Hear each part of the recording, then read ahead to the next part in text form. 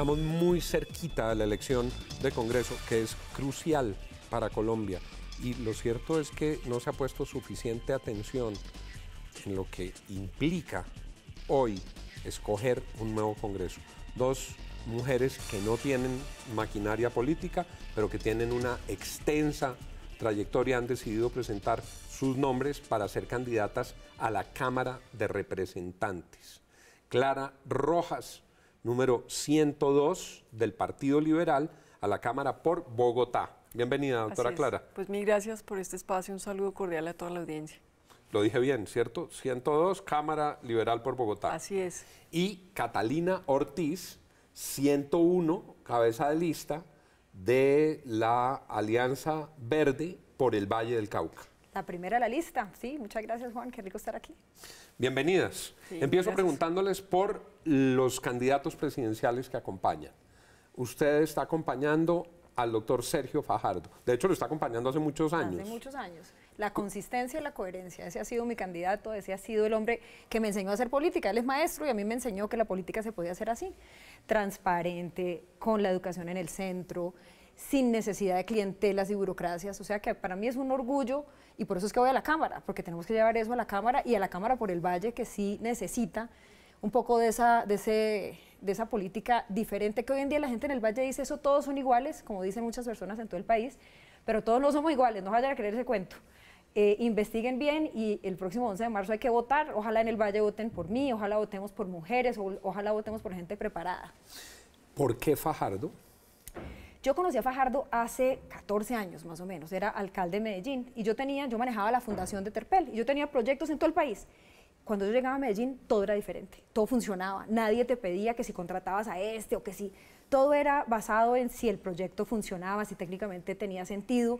Desde el último funcionario hasta el alcalde, te hablaban de lo mismo y a mí me pareció tan fascinante y un contraste tan grande que desde ahí quedé matriculada y desde ahí sigo a Sergio Fajardo y lo estoy acompañando a que sea presidente. Doctora Clara, el Partido Liberal acompaña al doctor Humberto de la Calle. ¿Cómo va el doctor Humberto de la Calle? ¿Cómo lo siente? Bueno, yo creo que va muy bien, va subiendo en las encuestas, algo inclusive que la gente pues no veía, pero a medida que pasa el tiempo pues sin duda ha venido consolidando su candidatura y bueno, qué decir, es una persona intachable, seria, responsable, le cabe el país en la cabeza y yo creo que de pronto puede ser una gran sorpresa, ¿no? El doctor Humberto de la Calle estuvo muy cerca de usted en el proceso de negociación en La Habana, además por todo el antecedente en su propia vida y la tragedia que usted vivió a partir del momento que fue secuestrada. Pues digamos que estuvo cerca del partido, participaba en las bancadas a las que era invitado, incluso varias veces le hice yo personalmente citación en la Comisión Primera para que pues ahondara sobre todo el avance de las negociaciones de paz porque me parecía que era fundamental y yo creo que sin duda él, a pesar de las inmensas críticas, pues logró sacar un proceso adelante cuando casi que nadie apostaba por la posibilidad de lograr un acuerdo, de manera que yo creo que hay que rescatar esa labor y me parece que es fundamental. Hay siempre un debate cuando estamos cerca de la elección del Congreso entre las fuerzas del voto amarrado y las fuerzas de lo que se llama el voto de opinión. ¿Cómo lo está percibiendo en el Valle? Yo siento que ese modelo de negocio del voto amarrado está haciendo crisis. Siento que está muy caro, siento que la gente se aburrió, que incluso los que viven de ese modelo dicen, ni siquiera a ellos les está funcionando. Por eso yo creo que hay una ventana de oportunidad. El problema es que la gran mayoría de la gente está diciendo, no me importa, deje así, yo realmente estoy hastiado y no quiero. El gran desafío que tenemos es que la gente entienda que no todos somos iguales, que realmente participando, incluso lanzándose, que hay que participar, de lo contrario sí les entregamos el país a esos de la maquinaria, los que nos tienen tan hastiados, porque digamos que lo más liviano es la maquinaria, lo que hay detrás de eso realmente es un saqueo al Estado que tiene hastiados a todos los colombianos. ¿Cómo se percibe eso en Bogotá? Bueno, yo realmente he hecho un recorrido muy intenso, de las 20 localidades ya he recorrido casi 17, he ido a sectores marginales como a sectores no tan marginales y debo confesar que he recibido en lo personal un nivel de aceptación altísimo que yo ni misma me esperaba, ojalá eso se traduzca en votos. Muchas personas me dicen por usted sí voto y me siento pues feliz en el sentido de que veo que han visto mi trabajo, transparente, honesto, de cuidado. Ojalá que la gente manifiesta esta inconformidad con las clases políticas en general, hastiados de la corrupción. Y yo he hecho una invitación a votar porque sin duda no podemos dejar el país en manos de personas inescrupulosas. Y la invitación siempre es a votar por quien quieran. Claro, uno prefiere que voten por uno, pero igual sí es importante que la gente participe. Así sea en blanco, porque algunos le manifiestan eso, ¿no?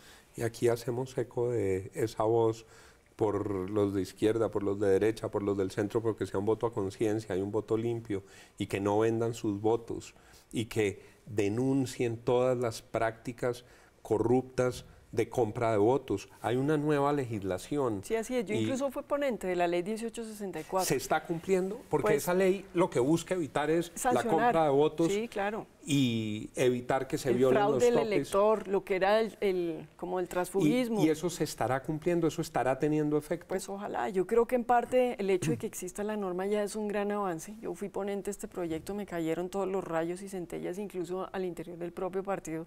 En alguna bancada eso me arrinconaron, que cómo era posible que yo hubiera podido sacar ese proyecto, y le dije, pero pues es que es en beneficio de todos. Era una norma que ya existía, lo que hicimos fue endurecer las penas aumentando la cárcel, aumentando las multas y la muerte política, que es fundamental, ¿no? ¿Cómo se siente eso en el Valle del Cauca? ¿Cómo se siente en Cali? Pues la semana pasada estuve en Buenaventura y hay un hastío, de nuevo, la mitad de la gente que te dice yo no quiero saber nada. Y algunos que con una aceptación muy grande a esta opción, a Fajardo. Antanas Mocus ganó en Buenaventura hace 8 años, y es impresionante porque en esos sitios que a veces tienen un estigma de que están completamente cooptados por la politiquería y demás, pues ahí salen personas que te dicen, nosotros estamos con ustedes, yo voy a votar por usted, Catalina, estamos con Fajardo. Entonces es como una tensión entre sí, en efecto. Miren, también muchas personas, empezaba la ley de garantías y la obligaban a llevar personas a reuniones, entregar nombres de personas antes de que les renovaran los contratos. Entonces tenés el contraste. Por un lado, gente muy hastiada que además te confiesa, te dice, mire, tengo realmente una presión de entregar los nombres para que me renueven mi contrato. Y por el otro lado, la gente que te acompaña libremente. Vamos a algunos temas que a ustedes les tocará lidiar en el próximo Congreso. ¿Están de acuerdo con una constituyente? Para que haya constituyente en Colombia, el Congreso podría habilitar o una constituyente para la justicia, o una constituyente para la justicia y la reforma política, o no constituyente. ¿Qué posición tienen? Yo lo que tengo claro es que sí estamos frente a una crisis profunda de las instituciones y del Estado. Necesitamos una reforma a la justicia, necesitamos una reforma política. Yo no tengo claro que el camino sea la constituyente. Yo creo que hay que hacerle un intento en un Congreso nuevo a introducir esas reformas con un nuevo gobierno, pero no descarto algunos mecanismos de participación como la constituyente, como alguna consulta, si no nos funciona por las buenas. ¿Constituyente o no constituyente? No, yo creo que el camino es el Congreso. Yo confío en que el Congreso salga renovado. Confío en que cualquier sea el presidente que finalmente llegue, tiene que llegar con una agenda programática muy importante, entre otros la reforma a la justicia, la reforma política, la reforma tributaria, la reforma a la educación, a la salud, todo el régimen pensional. O sea, viene una baraja de reformas que yo creo que tenemos que darle a eso duro. ¿Por qué? Porque tampoco podemos someter al país a un grado de incertidumbre que significaría una constituyente. Además, todos sabemos que la constituyente sería totalmente autónoma.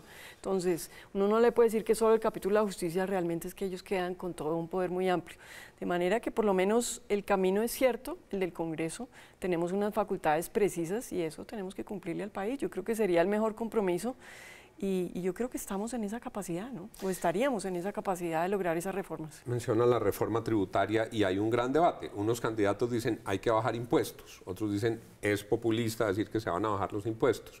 ¿Ustedes estarían de acuerdo en tramitar una reforma que parta de bajar los impuestos como lo han ido planteando en la campaña? Yo creo que definitivamente el tema de los impuestos hay que mirarlo desde la óptica de la responsabilidad fiscal, de que podamos hacer lo que necesitamos hacer, todas estas reformas que estamos planteando y luego con qué las vamos a pagar. Entonces yo creo que el tema de la baja de impuestos como una bandera de campaña tiende a ser populista. Yo creo que uno puede empezar a gobernar, ver si en efecto con las medidas anticorrupción y demás se ajusta un poco el Estado y de ahí sí mirar. La otra cosa es la estabilidad, porque parte de lo que hace daño también es que aquí pues esta reforma anual... cada año una reforma tributaria. Yo creo que incluso hace más daño la inestabilidad, porque la gente no sabe a qué atenerse, que la misma alza de impuestos. ¿Reforma tributaria? Yo creo que sí, y sí baja de impuestos. ¿En qué sentido? Yo fui una de las congresistas, a pesar de que mi partido votó el aumento del IVA entre el 16 al 19, yo nunca estoy de acuerdo y no lo voté, me rehusé y hoy estoy feliz, no porque no estuviera de acuerdo en que el gobierno necesitara los recursos, pero no creía que debían cobrarle a los mismos. Entonces me parece que ahí sí hay un campo de reestructuración. Yo creo que volver al nivel actual del IVA es posible y hay que meterle la mano a evitar la evasión. Seguimos pagando siempre los mismos, pero los grandes capitales no tienen impuestos o tributación alta, hay que eliminar las exenciones. Yo creo que es el cúmulo de medidas lo que lograría una reforma tributaria más equilibrada, que realmente consulte la capacidad económica y renovar la economía, porque necesitamos que la gente gaste, que la gente invierta, que la gente se sienta tranquila. Y comparto plenamente el tema de la estabilidad. Una reforma cada 4 años y punto, con eso nos vamos.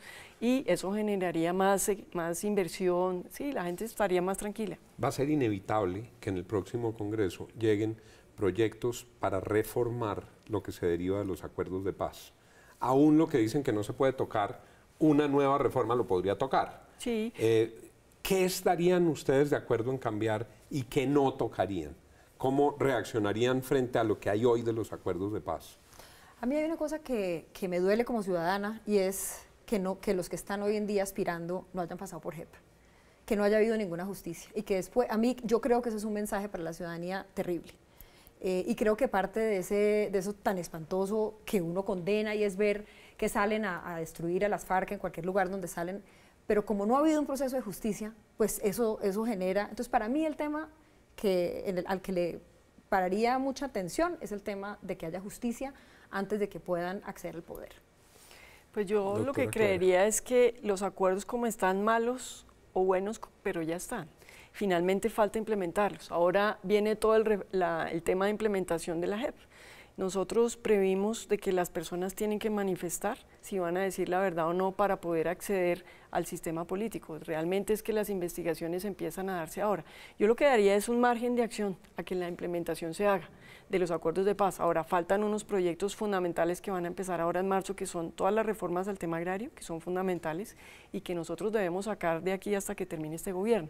De manera que ir a cambiar eso cuando toda la apuesta está al campo, pues hay que hacerlo. Entonces, digamos que yo le daría un compás de espera, porque es que lo que hemos logrado, a pesar de los críticos, es una cosa importantísima. Ya tenemos paz, tenemos menos de 3.000 muertos al año, no tenemos 500 soldados en el hospital militar amputados con todos los problemas que tienen. Yo creo que a eso hay que apostarle y tenemos que ver cómo se implementa la jurisdicción especial para la paz. Nosotros tenemos que sacar el reglamento por ley ahora en marzo y yo creo que eso nos da un margen. ¿Cuál va a ser el primer debate en la próxima legislatura, en el próximo Congreso, que va a hacer Clara Rojas sobre Bogotá, sobre los temas de Bogotá? ¿Cuál es el primer debate, el tema más importante? Sí, pues hay dos, no diría yo que uno, sino dos. A mí me parece fundamental hacer una supervisión a todo el plan de inversiones que tiene planeado el alcalde. Ha anunciado más de 8 billones en inversiones de obras adicional al metro.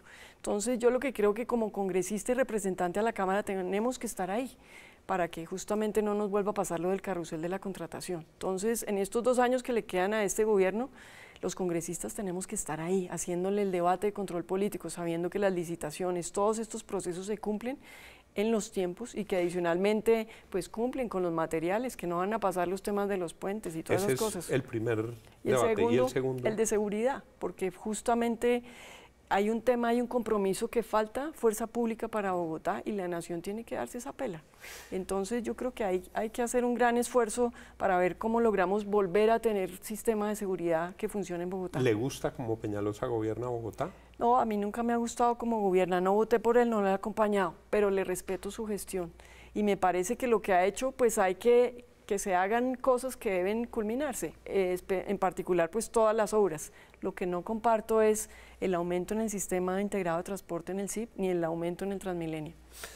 Doctora Catalina, los debates de Cali, cuando usted llegue a la Cámara, ¿cuál es ese debate sobre Cali o el Valle? Yo creo que la gente tiene que entender para qué es un representante de la Cámara, y es para eso, uno para alzar la mano por temas que nadie está hablando de ellos. En el Valle hay infinidad de temas, uno que a mí me ha dolido muchísimo, es una mujer en Buenaventura es 5 veces más probable de morirse en el parto.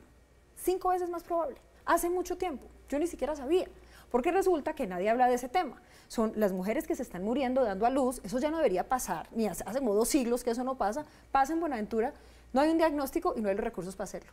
Entonces, ese es un tema, por ejemplo... Ese sería su primer debate. Yo le podría decir una cosa... Mortalidad materna. Mortalidad materna a contar en Buenaventura, porque es que eso nos está matando mujeres. Y me quedo y sigo con el tema de los feminicidios, porque el Valle del Cauca pasó a ser el primer departamento en términos de muertes de mujeres, muertes violentas, y solo en el mes de enero 3 mujeres aparecieron muertas en moteles, y nadie habla de eso.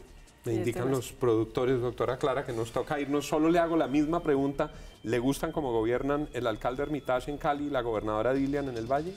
Digamos que no soy muy fan de la gobernadora, del alcalde le reconozco su gran capacidad como gerente y de golpe la política lo tiene un poco agobiado. Clara Rojas, Catalina Ortiz, 101. Nos toca irnos. No, muy bien, muchas gracias. A ustedes, muchas gracias por haber estado con nosotros, gracias por haber aceptado nuestra invitación y sigan con Red Más Noticias.